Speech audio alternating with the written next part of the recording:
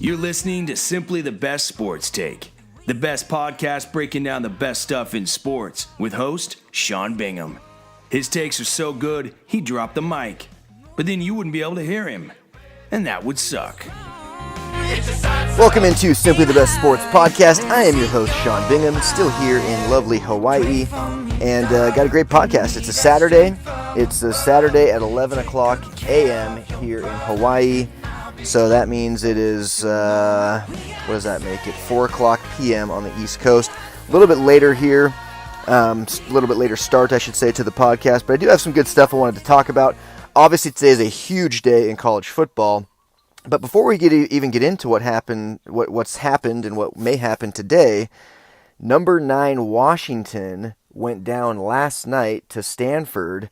So the Pac-12 is out. The Pac-12 is absolutely not getting into the college football playoffs. Washington was their greatest hope. They were a long shot anyway. But if they were to win out, Washington would have been a real viable candidate. But they just lost to Stanford. I think they're going to probably lose again. Every team in the Pac-12 has 2 losses. And so I just don't see the Pac-12 getting in. Even if they get a ton of help and a lot of other conferences start to beat each other up and you don't have any unbeatens and it looks like there's a 2-loss team likely to get in as one of the 4.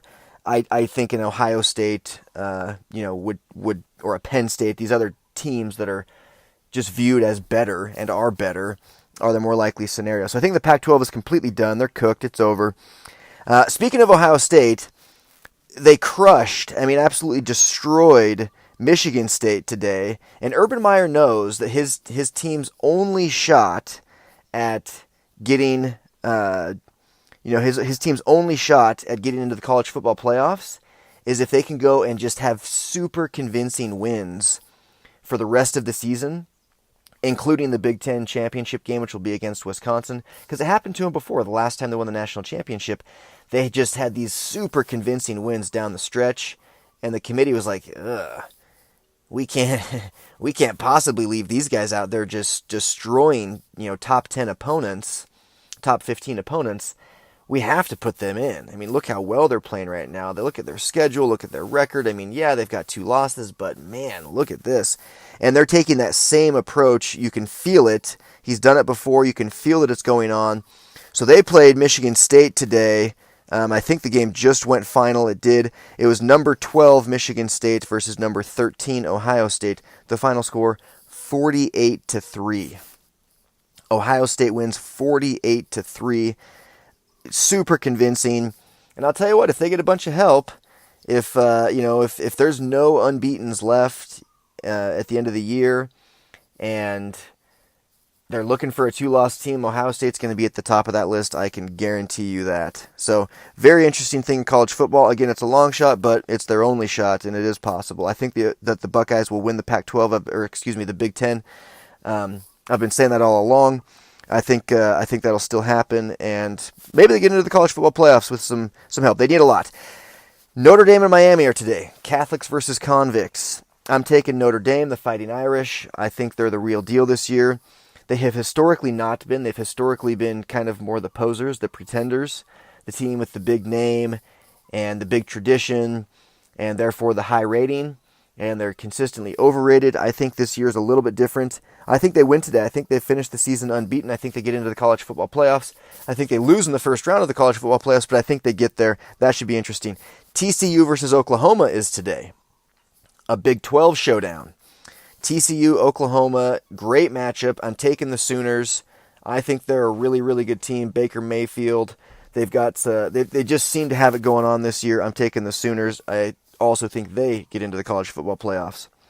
So a lot of interesting stuff in college football. Some scores that are going on right now. I'm just looking real quick at the update. Nothing too crazy. Penn State won big. Just making sure I didn't miss anything. Virginia Tech lost. That's kind of interesting. Virginia Tech was ranked 17th, kind of viewed as a really good team out of the ACC. They lost to Georgia Tech, so they'll probably fall out of the top 25 altogether. Alabama plays Mississippi State here in a little bit, a couple hours. That's a big game. I think Alabama wins that one pretty easily. It's kind of funny. Alabama is playing on the road against the number 16 team in the country, and they're favored by 14. That's how good the Crimson Tide are. It's unreal. There is another good matchup. Iowa and Wisconsin. I didn't even mention that one. That's a really big matchup. Iowa-Wisconsin. Iowa's up 7-3.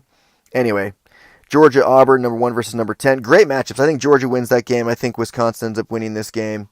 But anyway, enough about college football. To the NBA. The Celtics are now winners of 11 in a row. They won last night without Kyrie Irving. He played just 2 minutes, got hit in the face, and had to sit out the rest of the game. He'll be fine.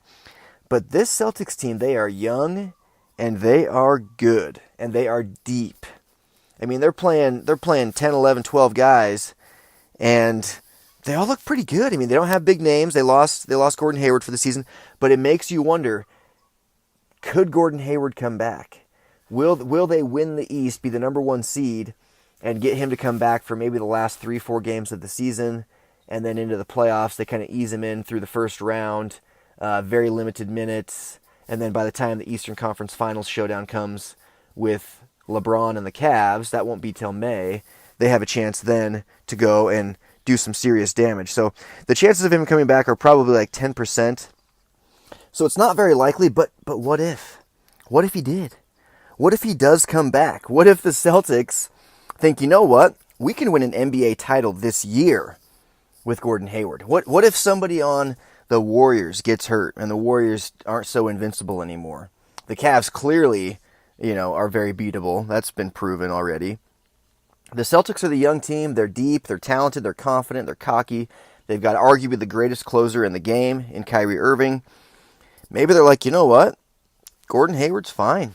He's been running around. He's been shooting around. He hasn't right now. He did shed his cast, by the way. The hard cast was shed, when was that? November 1st. So it's been almost 2 weeks. I mean, maybe, I don't know. I mean, you never know. But maybe they make it happen. They have until March 12th to decide. The Celtics do.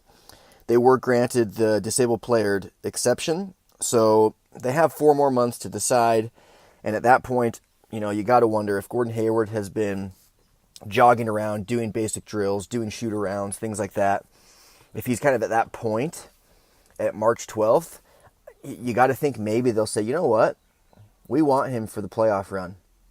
We want that camaraderie. We want him, even if it's on a limited minute basis, even if it's as a decoy to start.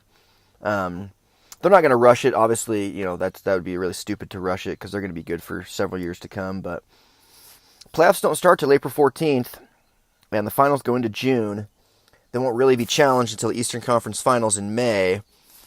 So that gives them 6-7 months still. That's a long time for a guy to heal up who's not even in a hard cast anymore. So we'll see. We'll see. That's all I've got for you today, though. Have a fantastic Saturday. Really excited to see what happens here over the next few hours with college football. And, of course, tomorrow is NFL Day. Booyah. That's it, though. I'm out. Peace. Thanks for hanging with Simply the Best Sports Take. Don't forget to subscribe to this podcast and check out stbsportstake.com. Simply the best in sports.